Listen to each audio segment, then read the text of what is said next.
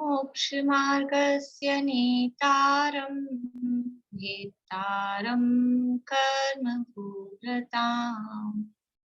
ज्ञातारं विश्वतत्त्वानां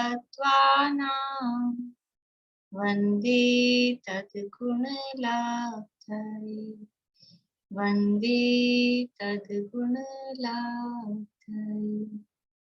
मोक्षमार्गे के नेता एवं कर्म पर्वतों के भेदक और विश्व के सब तत्वों के ज्ञायक चेतन संवेदक सद्गुण आप समान प्राप्त हो यही भावना भाकर देव विनय पूर्वक करूं वंदना बारंबार जिनेश्वर देव बारंबार जिनेश्वर देव।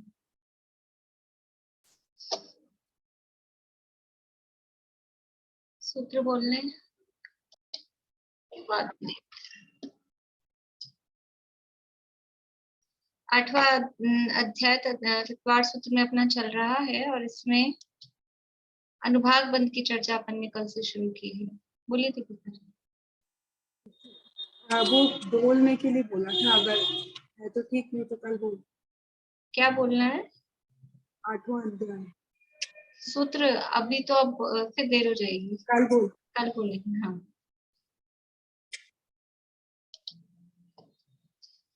यहाँ 4 प्रकार के बंधों में से प्रकृति बंध और स्थिति बंध की चर्चा के बाद में अनुभाग बंध का प्रकरण कल अपन ने शुरू किया था। अनुभाग किसे कहते हैं कि कर्मों की जो फल देने की शक्ति है उसको अनुभाग कहते हैं। तो ये जो अनुभाग है कर्मों में, ये किस कारण से होता है, यानी कर्मों में जो फल पड़ रहा है वो फल किस कारण से पड़ता है? कषाय से। कषाय से अनुभाग बंध होता है, वो कषाय के कारण। लेकिन अब वो फल देने की शक्ति कैसी होगी, कितना फल देंगे? तो जैसी कषाय होगी उसके अनुसार ही उसमें फल देने की शक्ति पड़ेगी। तीव्र कषाय है तो तीव्र फल, मंद कषाय है तो मंद फल। एक सामान्य कथन है। तो कल अपन ने देखा था कि यदि शुभ परिणाम है, यदि परिणाम शुभ है, शुभ परिणाम है, इसका मतलब क्या है? कषाय मंद है। परिणाम शुभ है, इसका मतलब है कषाय मंद है। तो मंद कषाय होने पर या शुभ परिणाम होने पर जो शुभ प्रकृतियां हैं उन शुभ प्रकृतियों में अनुभाग कैसा पड़ेगा? अधिक। और जो अशुभ प्रकृतियां हैं उनमें अनुभाग कैसा पड़ेगा? कम। यदि शुभ परिणाम है यानी मंद कषाय है तो शुभ प्रकृतियों में अधिक अनुभाग और अशुभ प्रकृतियों में कम अनुभाग होगा। और यदि अशुभ परिणाम है यानी कषाय अधिक है तो फिर शुभ प्रकृतियों में कम अनुभाग और अशुभ प्रकृतियों में अधिक अनुभाग। ये कल अपन ने देखा था। ये समझ में आया होगा सबको? शब्द ऐसे लगते हैं कम अधिक, लेकिन थोड़ा सा उपयोग को एकाग्र करके बोलेंगे, समझेंगे तब तो समझ में आएगा, नहीं तो पता नहीं चलेगा किसमें कम हो रहा है किसमें अधिक हो रहा है। बाकी बात कठिन नहीं है, सिंपल सी बात है। फिर इसके बाद में हमने देखा था कि जो फल हो रहा, कर्मों का फल आता है, अनुभाग होता है, ये 2 टाइप से उदय में आता है। एक स्वमुख से, एक परमुख से। यानी एक अपने द्वारा ही जो कर्म है उसका स्वमुख यानी खुद के द्वारा ही वो उदय में आके फल दे, खुद के रूप में ही, वो कहलाता है स्वमुख से उदय। और जो दूसरे के द्वारा उदय में आए, खुद अपने द्वारा उदय में नहीं आए, वो कहलाता है परमुख से उदय। तो जो कर्म प्रकृति स्वयं के रूप में ही उदय में आए, अपने द्वारा ही उदय में आके फल दे, वो स्वमुख से उदय कहलाता है। और जो कर्म प्रकृति स्वयं के रूप में उदय में न आकर अन्य प्रकृति रूप से उदय में आती है, दूसरी प्रकृति में बदलकर उदय में आती है, तो वो कहलाता है परमुख से उदय। किन किन प्रकृतियों का स्वमुख से उदय होता है इसके कल अपन ने नियम देखे थे। कि जो मूल प्रकृतियां हैं, मूल प्रकृतियों में तो स्वमुख से ही उदय होगा, यानी मूल प्रकृतियां दूसरे के माध्यम से उदय में नहीं आएंगी। यानी मूल प्रकृतियां जो 8 कर्म हैं, ज्ञानावरण दर्शनावरण आदि जो 8 प्रकृतियां हैं, तो ज्ञानावरण कभी भी दर्शनावरण रूप में से उदय में नहीं आएगी, दर्शनावरण कभी भी ज्ञानावरण के रूप में उदय में नहीं आएगी, मोहनी कभी वेदनीय रूप से, वेदनीय कभी अंतराय रूप से, ऐसा एक दूसरे के रूप से उदय में नहीं आएंगे। तो मूल प्रकृतियां तो स्वमुख से ही उदय में आती है। और उत्तर प्रकृतियों में भी दर्शन मोहनीय के रूप में ही उदय में आएगी। चारित्र मोहनीय है, वो चारित्र मोहनीय के रूप में ही उदय में आएगी। दर्शन मोहनीय चारित्र मोहनीय में कन्वर्ट हो जाके उदय में आ जाए, चारित्र मोहनीय है वो दर्शन मोहनीय में कन्वर्ट होके उदय में आ जाए, ऐसा नहीं होगा। परमुख से उदय में कैसे आ रही है कि एक प्रकृति दूसरी प्रकृति में बदल जाती है, तो वो परमुख से उदय में आती है। जो एक प्रकृति समझ में आता है, जो एक कर्म है वो बदले नहीं, जिस रूप में जिस नाम का बंधा है उस रूप में उसी नाम से वो उदय में आए, वैसा ही वो फल दे, तो वो कहलाता है स्वमुख से उदय। और जो कर्म बंधा है, जिस रूप में बंधा है, जिस नाम का बंधा है, यदि वो दूसरे कर्म में बदल जाता है और दूसरे कर्म में बदलकर फिर वो परमाणु उदय में आ रहे हैं, तो वो कहलाता है परमुख से। तो कौन से कर्म दूसरे कर्म में बदल सकते हैं?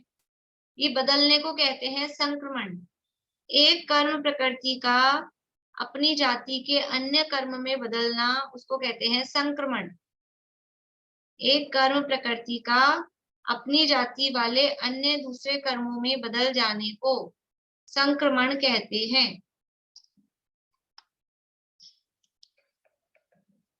एक कर्म प्रकृति का अपनी जाति वाले अन्य कर्म में बदल जाने को संक्रमण कहते हैं। तो ये संक्रमण के नियम बताए थे कल आपको। 3 नियम है संक्रमण के। क्या क्या नियम है? मूल प्रकृतियों में कभी भी संक्रमण नहीं होता। मतलब क्या हुआ इसका? मूल प्रकृतियों में कभी भी संक्रमण नहीं होता, इसका क्या मतलब है? सुधा जी बोलिए। ज्ञानावरण दर्शनावरण में नहीं बदल सकता और दर्शनावरण ज्ञानावरण में नहीं बदल सकता। बहुत बढ़िया। मतलब जो मूल प्रकृतियां हैं, तो ज्ञानावरण दर्शनावरण में कि ज्ञानावरण अंतराय में कि ज्ञानावरण नाम कर्म में नहीं बदल सकता। नाम कर्म अंतराय में बदल जाए कि नाम कर्म दर्शनावरण में बदल जाए, नहीं बदल सकता। मूल प्रकृतियों में आपस में संक्रमण नहीं होता, ये पहला नियम। तो इसका अर्थ क्या हुआ? इसका अर्थ यह हुआ कि उत्तर प्रकृतियों में संक्रमण हो सकता है।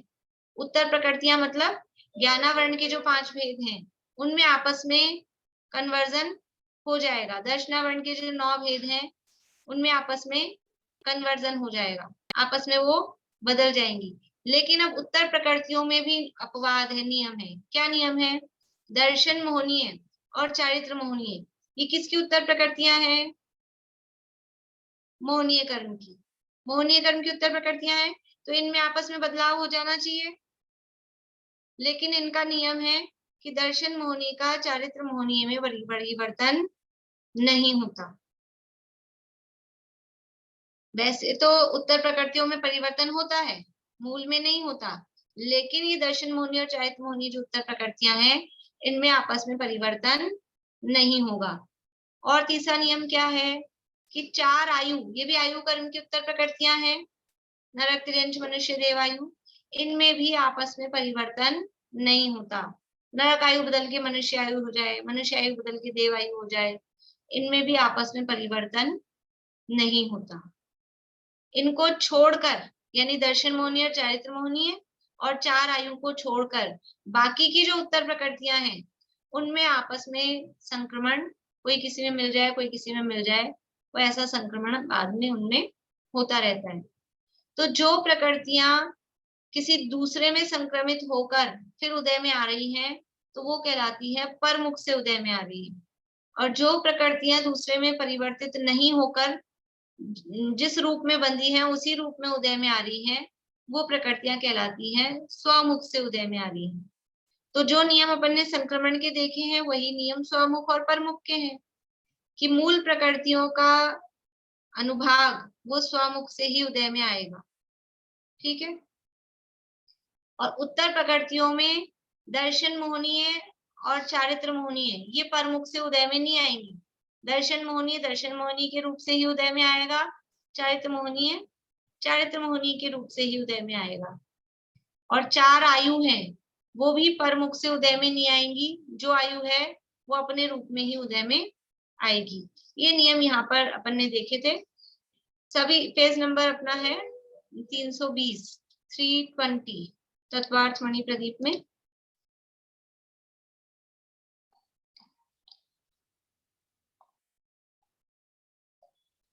यह अनुभव या फल विपाक 2 प्रकार का होता है, स्वमुख और परमुख से। सभी मूल प्रकृतियों का स्वमुख से विपाक होता है, यानी स्वमुख से वो उदय में आती हैं।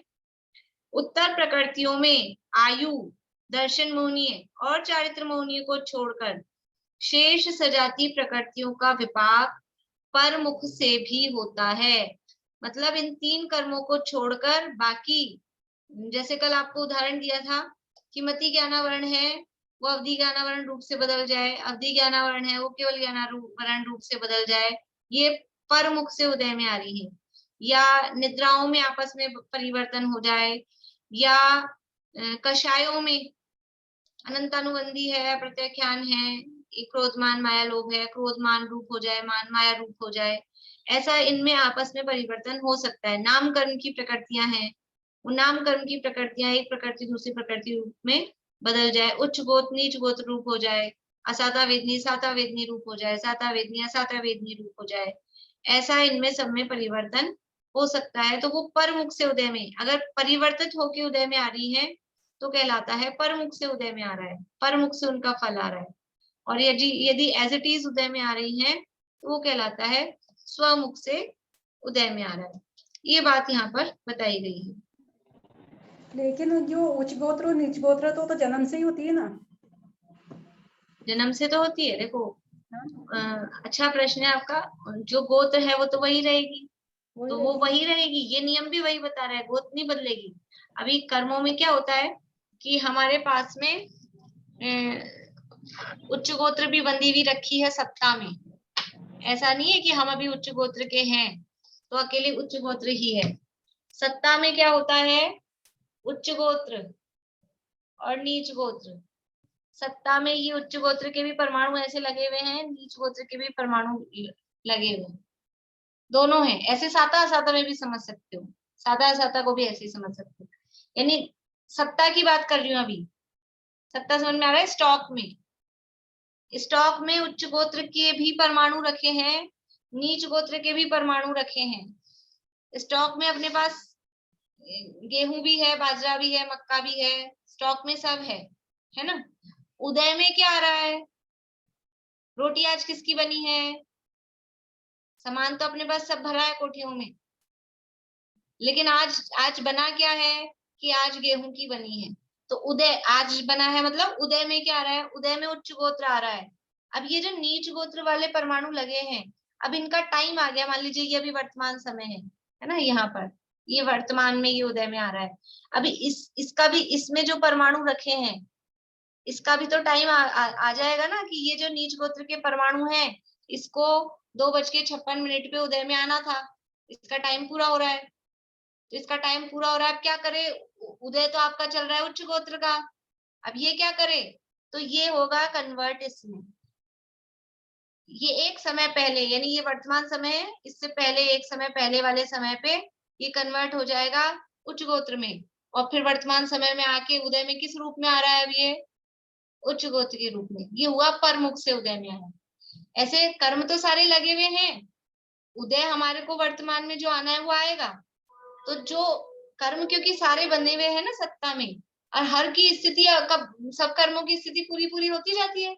कोई हमने बांधा था 1 कोड़ा कोड़ी सागर पहले, कोई बांधा था हमने 2 सागर पहले, कोई 100 कोड़ा कोड़ी सागर पहले, ऐसे कोई कोई कर्म बांध देते हैं। 100 कोड़ा कोड़ी सागर पहले बांध सकते हैं क्या कोई कर्म? मैक्सिमम 70 कोड़ा कोड़ी है, तो बोलना चाहिए आपको कि 100 का कैसे कह रहे हो आप।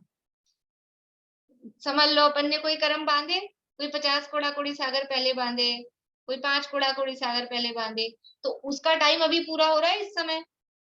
आज से 5 कुड़ा कुड़ी सागर पहले कोई कर्म बांधा था, उसका टाइम आज पूरा हो रहा है, लेकिन वो अभी हमारे उदय में आने वाला ही नहीं है, मतलब उसकी लाइन ही नहीं है, हमारे तो उदय उच्च गोत्र चल रहा है।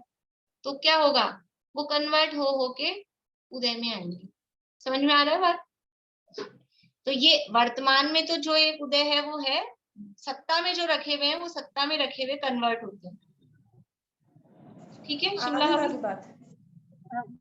ठीक है।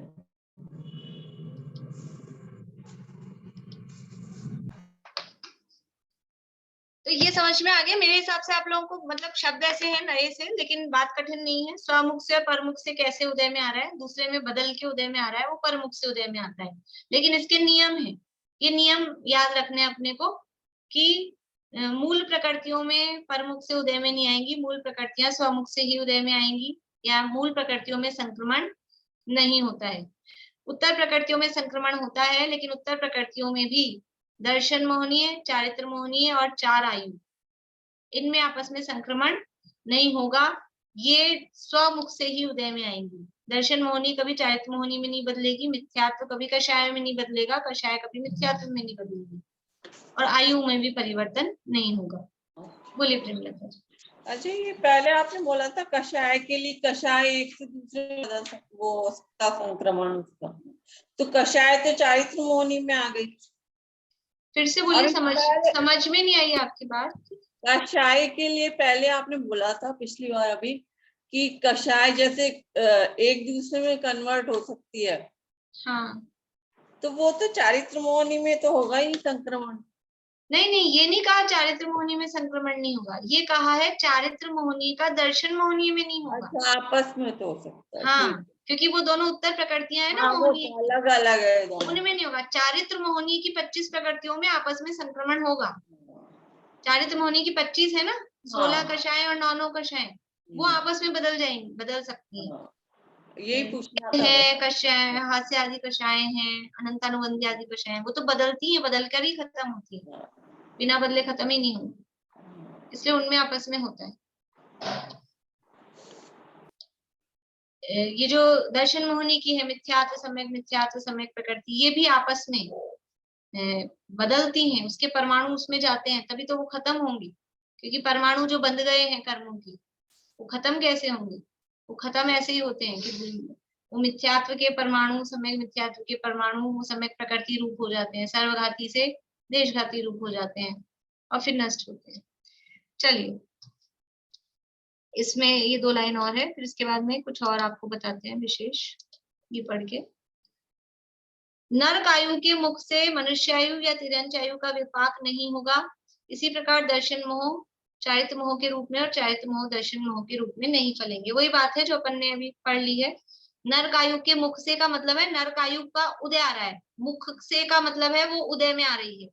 ठीक है, तो नरक आयु के मुख से यानी नरक आयु उदय में आने पर मनुष्य आयु या तिर्यंच आयु का विपाक नहीं होगा। फिर नरक आयु भी उदय में आ गई और मनुष्य आयु का भी फल आ जाए, तिर्यंच आयु का भी फल आ जाए, ऐसा नहीं होगा, वो आपस में नहीं बदलेंगे। इसी प्रकार दर्शन मोह चारित्र मोह के रूप में और चारित्र मोह दर्शन मोह के रूप में नहीं फलेंगे। ये वही बात जो अभी अपन ने चर्चा कर ली है।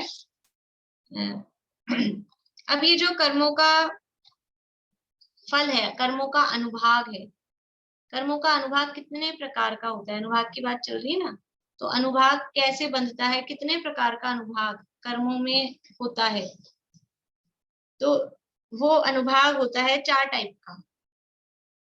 4 टाइप का अनुभाग होता है, लेकिन घातिया कर्मों में अलग है, आघातिया कर्मों में अलग है, पुण्य प्रकृतियों में अलग है, पाप प्रकृतियों में अलग है। तो जो घातिया कर्म है, घातिया कर्मों का अनुभाग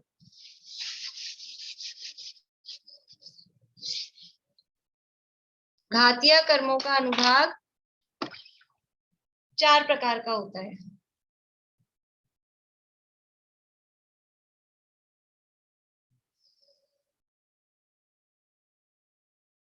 घातिया कर्मों का अनुभाग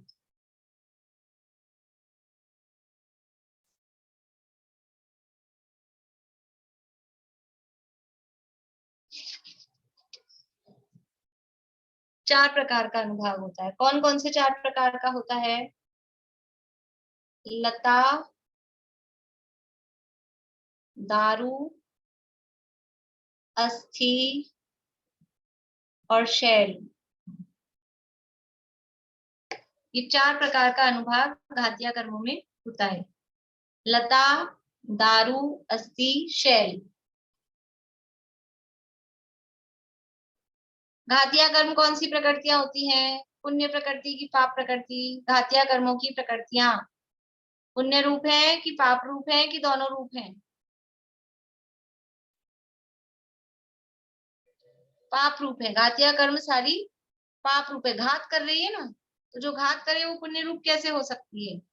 तो ये जो घातिया कर्मों की प्रकृतियां हैं पाप रूप है, इनका अनुभाग 4 प्रकार का है। लता रूप, दारू रूप, अस्थि रूप और शैल रूप। ये बताया है अनुभाग हमने। जो ये क्रम है ये है हीन अनुभाग से अधिक अनुभाग। लता वाला जो अनुभाग है वो सबसे कम, फिर दारू का उससे अधिक, अस्थि का उससे अधिक और शैल का उससे भी अधिक। हीन अनुभाग से अधिक अनुभाग, घटते से बढ़ते क्रम में आपको ये बताया। लता का मतलब क्या है?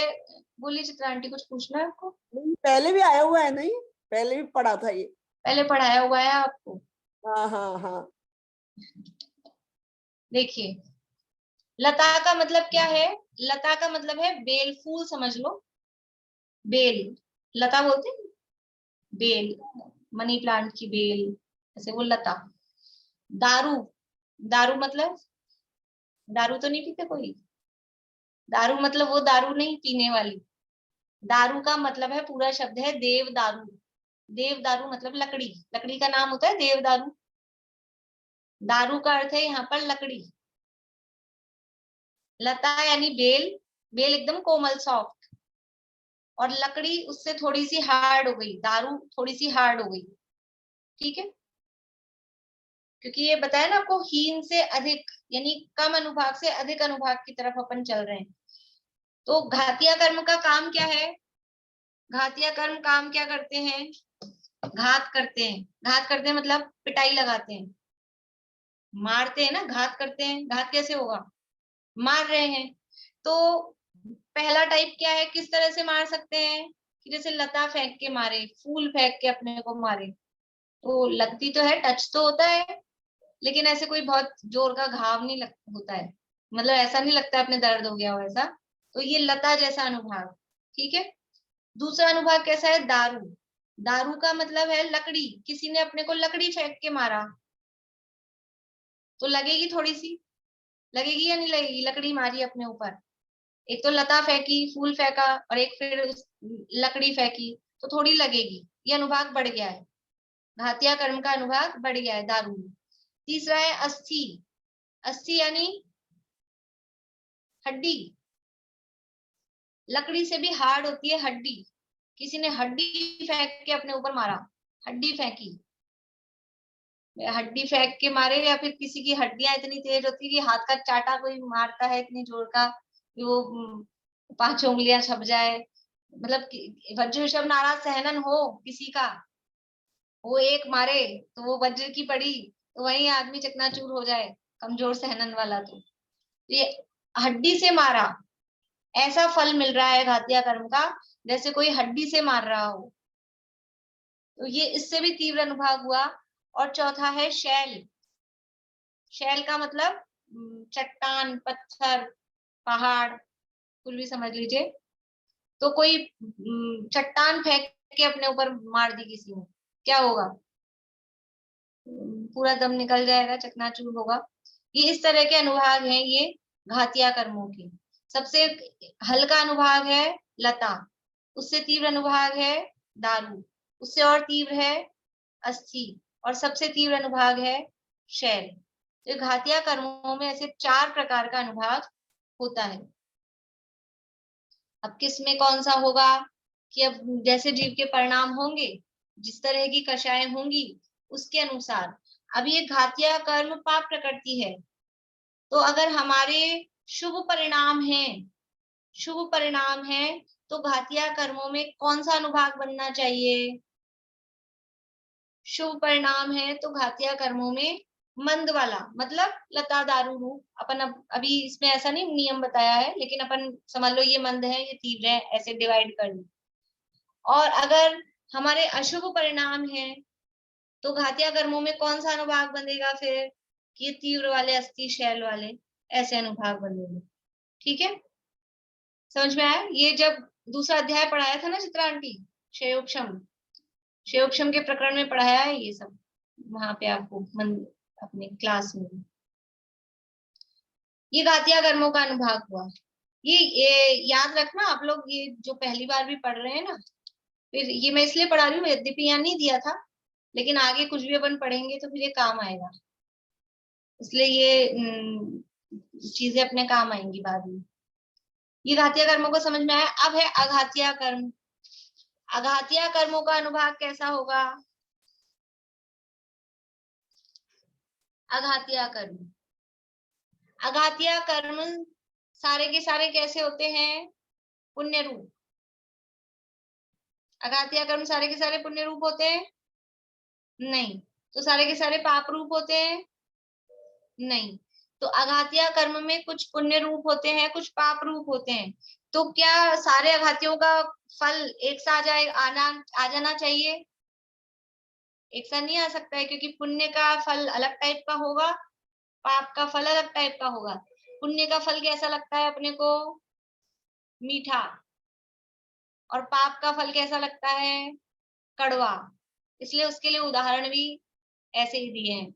तो सबसे पहले अघातिया कर्मों में जो पाप प्रकृतियां हैं, तो वो घातिया कर्म भी पाप है, लेकिन घातिया कर्मों के लिए उदाहरण दूसरे दिए। ये उदाहरण थे उनके अनुभाग को समझाने के लिए, क्योंकि घातिया कर्म मारने का काम कर रहा है, तो वो किस टाइप से मार रहा है अपने को, उसके लिए लता दारू अस्थि और शैल ये उदाहरण दिए थे। अब अघातिया कर्म है वो मार नहीं रहे, लेकिन वो जो पाप का उदय आ रहा है वो जीवन में कड़वाहट ला रहा है, हमको कड़वा फल दे रहा है। तो उसके लिए 4 कड़वे उदाहरण दिए हैं। कौन कौन से हैं? नीम, निम्ब शब्द आता है वैसे, नीम ही समझ लीजिए अपने, पर जो मूल शब्द आता है शास्त्रों में वो निम्ब। फिर कांजीर,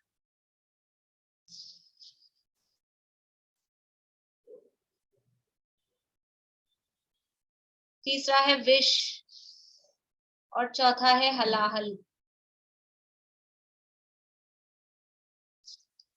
निम्ब, कांजीर, विष और हलाहल, ये 4 उदाहरण है घातिया कर्मों के पाप प्रकृतियों के अनुभाग के लिए।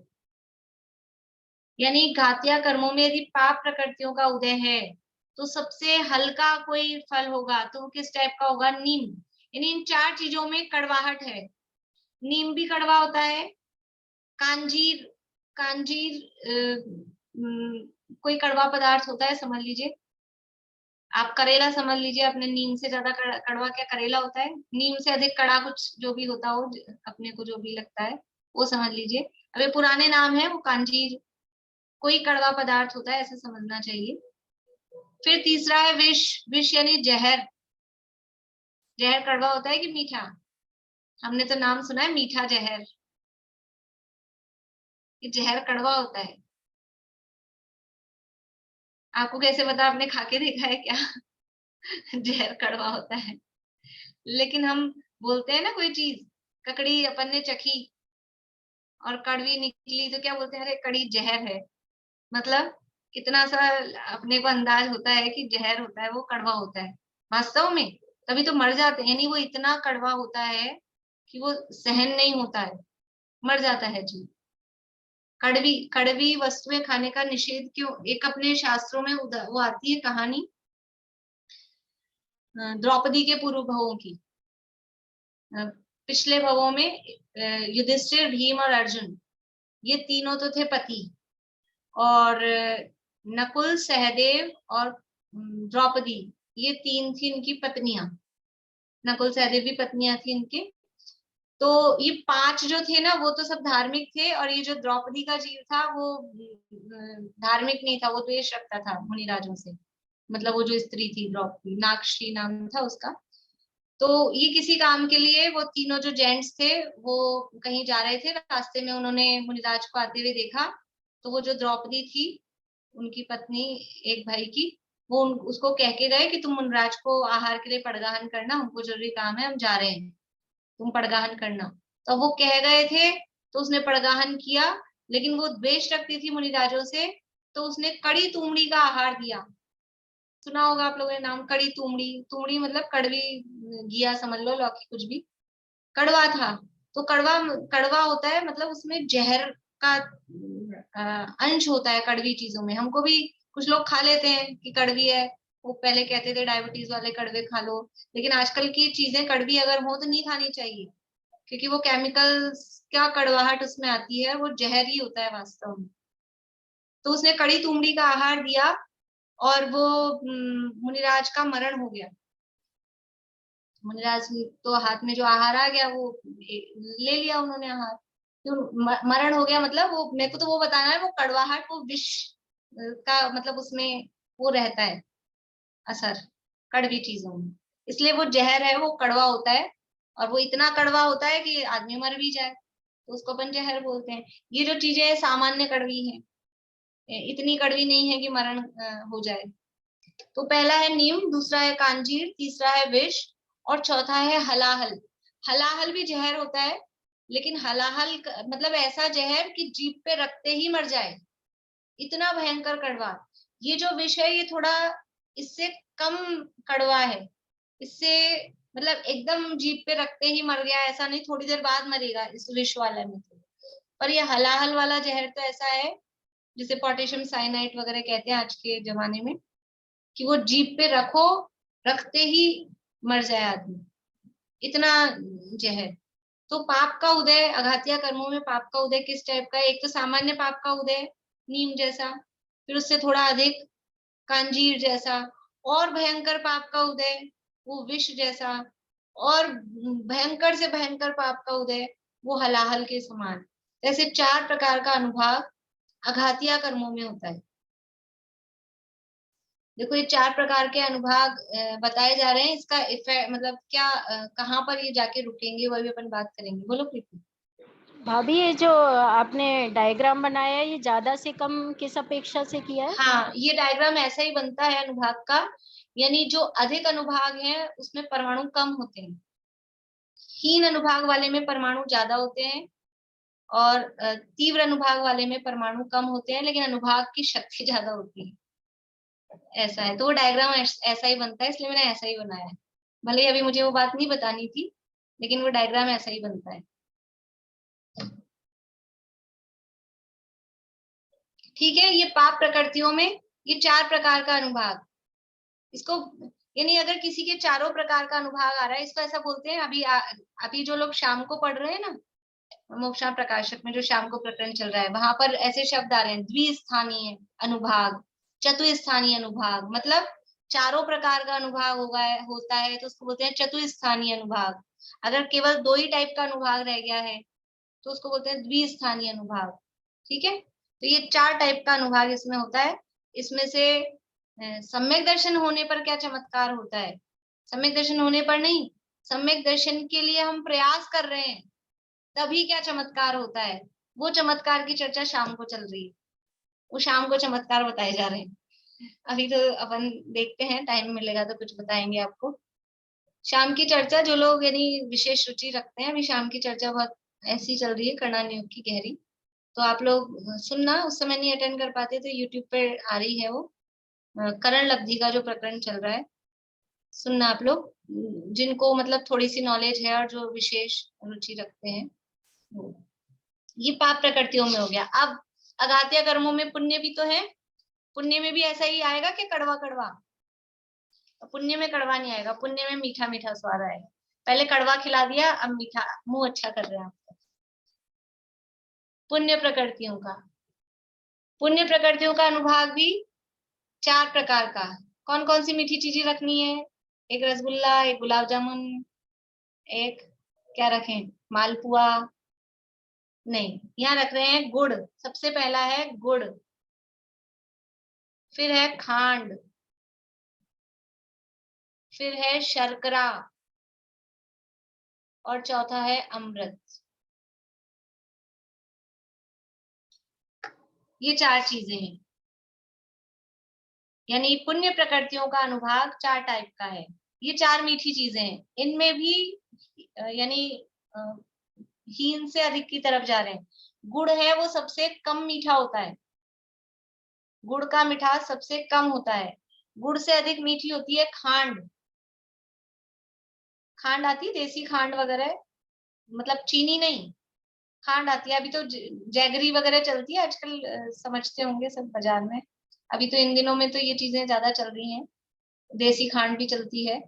और उसको खाने के लिए भी कहते हैं, वो शुद्धता की दृष्टि से भी और शारीरिक स्वास्थ्य की दृष्टि से भी। तो गुड़, गुड़ से अधिक मीठी खांड, खांड से अधिक मीठी शर्करा, शर्करा यानी शक्कर। और चौथा है अमृत। अब अमृत तो किसी ने अभी इस भाव में तो चखा नहीं होगा, देव बने होंगे तब पिया होगा। तो अमृत की जगह अपन समझ सकते हैं मिश्री, अपने लिए समझने के लिए मिश्री और ज्यादा मीठी होती है। और अगर अपन इसको खांड को अपन शक्कर समझें, मान लो गुड़, खांड को अपन शक्कर माने, चीनी माने, तो इसको शर्करा को अपन बूरा मान सकते हैं। बूरा और मीठा होता है चीनी से भी। बूरा वो कंसंट्रेट, मतलब उसको इतनी सारी चीनी की चाशनी बना के फिर बनता है ना, तो वो चीनी से थोड़ा ज्यादा मीठा हो जाता है। नहीं होता है, बूरा कम मीठा होता है। तो छोड़ो, आप तो फिर इसी को रहने दो जो है चक्कर में क्यों पड़े अपन, जो दिए हैं वही रखें। तो गुड़, खांड, शर्करा और अमृत। गुड़ यानी तो गुड़ है ही, खांड यानी खांड, ठीक है, शर्करा यानी शक्कर, अमृत यानी, अमृत को तो मिश्री बना सकते हैं ना। मिश्री तो मीठी होती है, मिश्री तो मीठी होती है, चीनी से ज्यादा मीठी होती है मिश्री। और अगर नहीं होती हो तो अमृत ही रहने देना मुझे ठीक है। तो ये जो पुण्य प्रकृतियां हैं अघातिया कर्मों की, पुण्य प्रकृतियों में इस तरह का 4 प्रकार का अनुभाग पड़ता है। यानी हल्का, यदि पुण्य का उदय हल्का है गुड़ जैसा, और तीव्र पुण्य का उदय है तो खांड जैसा, और अधिक पुण्य का उदय है तो शक्कर जैसा, और अधिक पुण्य का उदय है तो अमृत जैसा। ऐसे 4 प्रकार का अनुभाग इन पुण्य प्रकृतियों में होता है। अब किसको कौन सा अनुभाग बंधेगा, कैसे बंधेगा कि तीव्र मंद ज्ञाता ज्ञात भावाधिकरण विधि विशेषेभ्यः तद विशेषः। ये अनुभाग बंध में फर्क किससे पड़ेगा कि जीव के कषाय परिणामों से। अनुभाग बंद हो चाहे स्थिति बंद हो, जीव के कषाय परिणामों से उसका फर्क पड़ेगा। अब जैसे जो कई बार अपन चर्चा करते हैं कि एक तो हमने कबूतरों को दाना डाला, किसी भूखे को रोटी खिलाई, पुण्य बंधेगा कि नहीं, पुण्य बंधेगा कि नहीं। चींटियों को बुरा बुरा डालने में, कबूतरों को ज्वार डालने में पुण्य बंधेगा कि नहीं, पुण्य बंधेगा। लेकिन वो किस टाइप का पुण्य बंधेगा कि गुड़ जैसा। और हमने देव शास्त्र गुरु की पूजन भक्ति की, स्वाध्याय किया, तो कैसा पुण्य बंधेगा, भाव पूर्वक, तो समझ लीजिए शर्करा जैसा। और हमने स्वाध्याय में तत्व विचार में उपयोग लगाया है, अपने आत्मा के स्वरूप का चिंतन कर रहे हैं, तो पुण्य बंधेगा कि नहीं बंधेगा, बंधेगा। चिंतन करते समय पुण्य बंधेगा। तो कैसा पुण्य बंधेगा, या अमृत जैसा। उदाहरण के लिए बता रही हूँ, तो यथा योग्य जो जैसा बनना हो। यानी पुण्य की उत्कृष्टता और हीनता, यानी सामान्य जाति का शुभ भाव होगा तो सामान्य पुण्य बंधेगा, उत्कृष्ट जाति का शुभ भाव होगा तो उत्कृष्ट पुण्य बंधेगा। अब काम जो भी करेंगे वो पुण्य के तो होंगे, शुभ भाव तो होगा, लेकिन वो शुभ भाव कैसा फल दे रहा है, किस टाइप का शुभ भाव हो रहा है। ऐसे ही पाप में लगाना, सामान्य रूप का, सामान्य जाति का जो पाप है उसमें सामान्य अनुभाग बंधेगा। और तीव्र पाप किया, जो एक कहावत चलती है ना, अन्य क्षेत्रे कृतम पापम धर्म क्षेत्रे विनश्यति, और धर्म क्षेत्रे कृतम पापम वज्रलेपो भविष्यति। इसका मतलब क्या है कि यदि पाप कर रहे हैं बाहर जाके, हमने जो काम, जो विषय भोग हम घर में भोगते थे, घर में भोग रहे हैं, पाप बंधेगा। विषय भोग भोग रहे हैं घर में, पाप बंधेगा ही बंधेगा। लेकिन वो जो पाप बंध रहा है, और अगर वही विषय भोग हमने मंदिर में जाके भोगे, मंदिर को भी वैसा ही स्थान बना दिया जो काम हम घर में कर रहे हैं विषय भोग के, वही काम हमने मंदिर के प्रांगण में करे तो वो कैसा पाप बंधेगा कि घर में भोगने पर मान लो नीम कांजी रूप बन रहा था मान लो, और मंदिर में यदि वो काम करा कि हम घर में भी तो करते हैं वही काम, मंदिर में कर लेंगे, उसमें क्या फर्क पड़ता है, हम कोई त्यागी थोड़ी ना है, हम विषय भोगों के त्यागी नहीं है, तो हम चाहे घर में भोगे चाहे मंदिर में भोगे, नहीं, पाप में फर्क पड़ेगा। यदि मंदिर में वो काम किया तो वज्र लेपो, वो विष और हलाहल जैसा अनुभाग होगा उसमें। तो ये यानी पाप भी कैसा कर रहे हैं हम, सामान्य है कि विशेष रूप से है तो उसका फल भी उसी रूप से आएगा, और शुभ भाव पुण्य यदि सामान्य है तो उसका उदय, उसका अनुभाग सामान्य होगा, यदि विशेष है तो उसका अनुभाग भी विशेष होगा। इस तरह से ये कर्मों का अनुभाग चार चार प्रकार का है। घातिया कर्मों का अलग, अघातिया में पाप का अलग, पुण्य का अलग। अब इसकी मतलब इसका इफेक्ट किस जगह आता है, कहाँ ये असर दिखाता है कि जिस समय जीव तत्व विचार में लगता है, ये अब अपनी फायदे की बात बता रही हूँ कि जिस समय हम अभी ये स्वाध्याय में लगे हैं, हम पढ़ने सुनने में लगे हैं, इसके बाद में भी हम घर में विचार करते हैं, सोचते हैं, कोई होमवर्क मिला है उसमें उपयोग लगा रहे हैं, तो क्या होता है कि ये जो हमारे कर्मों का अनुभाग है, जो कर्मों का अनुभाग है, पाप प्रकृतियों का अनुभाग, अब पाप में घातिया वाली भी पाप और अघातिया वाली भी पाप, घातिया तो सारी पाप है ही है, अघातिया वाली भी पाप, पाप प्रकृतियों का अनुभाग 4 स्थान की जगह 2 स्थान वाला रह जाता है। मतलब यदि हमारा उपयोग इसमें लग रहा है तत्व विचार में, चिंतन में, तो हमारे उस समय जो घातिया कर्मों में अस्थि और शैल वाला अनुभाग है, ऐसा उदय नहीं आएगा। अघातिया कर्मों में विष और हलाहल जैसा अनुभाग है, वो उदय में नहीं आएगा। समझ में आ रही है बात? ये तत्व विचार की कितनी महिमा है, ये स्वाध्याय की, ये चिंतन मनन की। इसलिए होमवर्क लेना अच्छा है कि नहीं? अब मांग मांग के लेंगे कि नहीं आप लोग होमवर्क, कि हमको होमवर्क दे दो ताकि हमारा उपयोग अच्छा है कि नहीं? ये याद करेंगे कि नहीं? अब समय मिलेगा कि नहीं, निकलेगा कि नहीं? हम जितना इसमें उपयोग लगाएंगे, हमारे अनुभाग, कर्म के अनुभाग अपने आप ही मंद पड़ेंगे। तो 4 पाप प्रकृतियों में जो 4 टाइप का अनुभाग उदय में आ रहा था अब तक, वो 4 के जो तीव्र वाले 2 थे वो कम हो जाएंगे उतनी देर के लिए, परमानेंट नहीं होता है।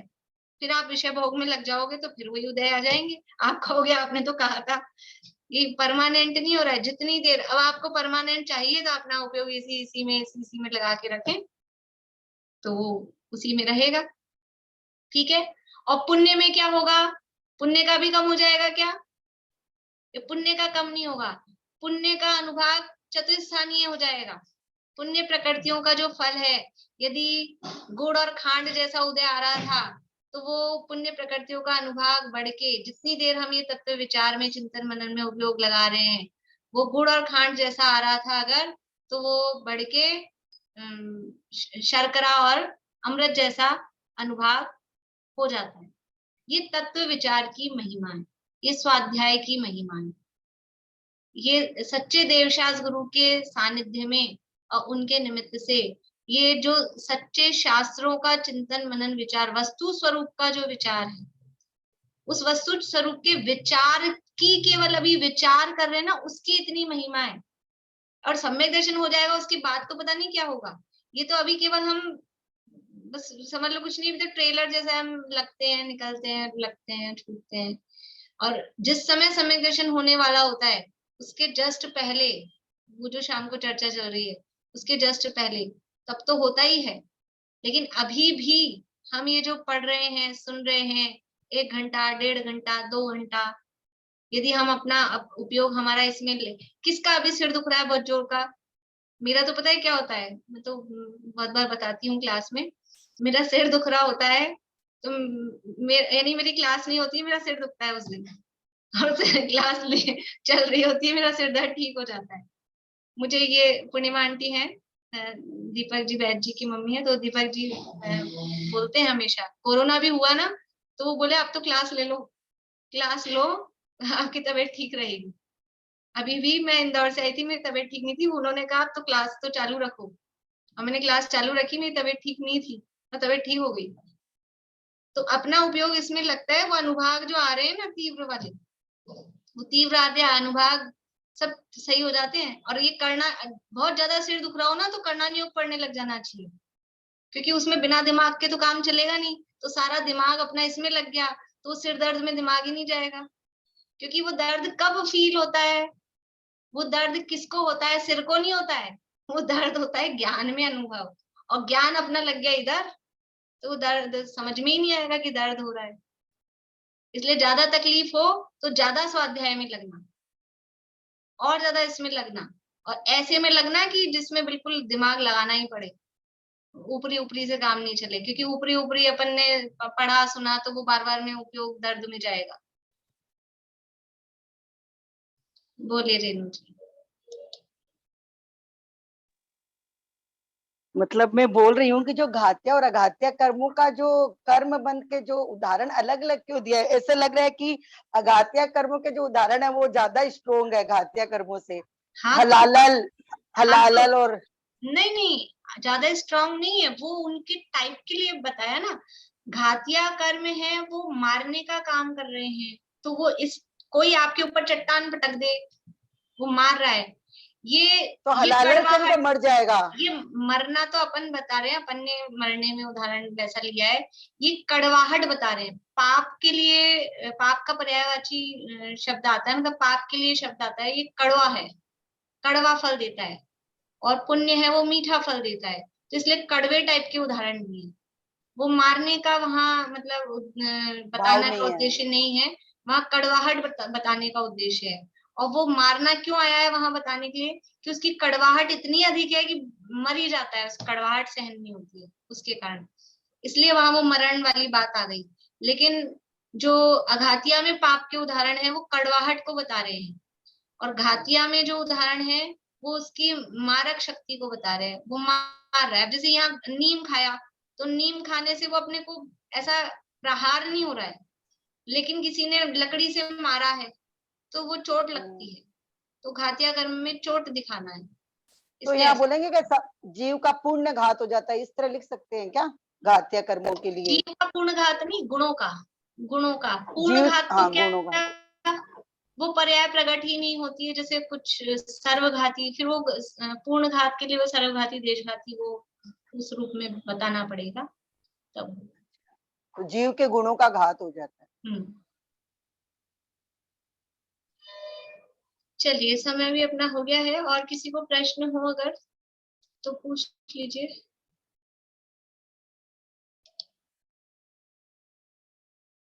नहीं है किसी को? विनीता आंटी, हाँ बोलिए। आज आपकी आवाज ही नहीं सुनी। मैं ये कह रही थी, है तो शाम का पर लेकिन मिलता हुआ है। जैसे प्रयोग लब्धि वाला चौथे गुण स्थान तक, वो चौथी लब्धि तक पहुंच जाता है, लेकिन कर्मों की स्थिति एक कोड़ा कोड़ी सागर रह जाती है। और वो अभव्य है, तो दोबारा जब गिरेगा तो उसकी तो 10-20 कोड़ा कोड़ी सागर दोबारा स्थिति बन जानी चाहिए।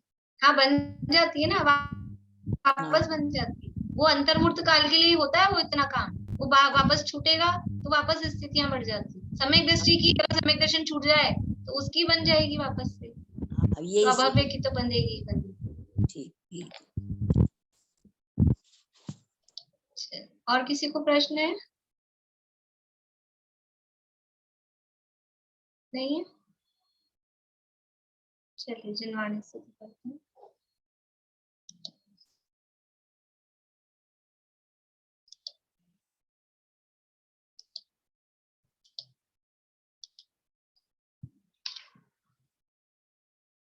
जोग धरे रहे जोग सो भिन्न अनंत गुणात्म केवल ज्ञानी।